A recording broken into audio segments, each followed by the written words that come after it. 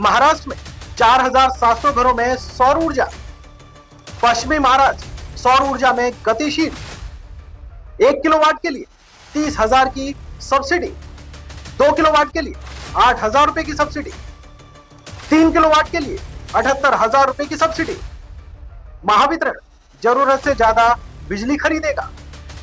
Refund को बिजली bill में समायोजित किया जाएगा। सौर ऊर्जा संयंत्र से 25 साल तक मुफ्त बिजली मिलेगी। केंद्र और महाराष्ट्र सरकार के समन्वय से महाराष्ट्र में 4,714 घरों में सौर ऊर्जा का उपयोग किया जा रहा है। प्रधानमंत्री सौर घर निःशुल्क योजना से राज्य में 31,000 परिवार सौर ऊर्जा उपभोक्ता बन गए हैं। इनमें से 4,714 ग्राहकों के पास वास्तव में सौर ऊर्जा से चलने वाली लाइटें हैं। इसके अलावा राज्य में 875 और सौर ऊर्जा परियोजना का काम तेजी से पूरा होने वाला है।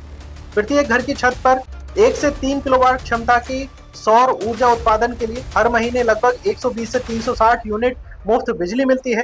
इसके लिए विभिन्न बैंकों द्वारा रियायती गृह ऋण उपलब्ध कराया गया है। ऐसे सौर ऊर्जा परियोजना से 25 वर्षों तक मुफ्त बिजली प्रदान की जाएगी। प्रधानमंत्री सौर ऊर्जा योजना से गांव के घर रोशन हो गए हैं। केंद्र आणि महाराष्ट्र सरकारच्या समन्वयातून महाराष्ट्रात 4,714 घरांमध्ये सौर ऊर्जा वापरली जाते।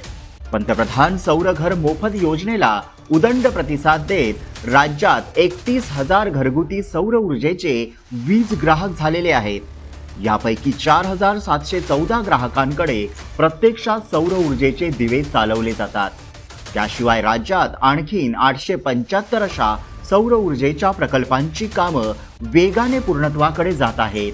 प्रत्येक घराच्या छतावर 1 ते 3 किलोवॅट क्षमतेच्या सौर ऊर्जा निर्मितीमुळे दर महिन्याला सुमारे 120 ते 360 युनिट पर्यंत मोफत वीज उपलब्ध होत आहे।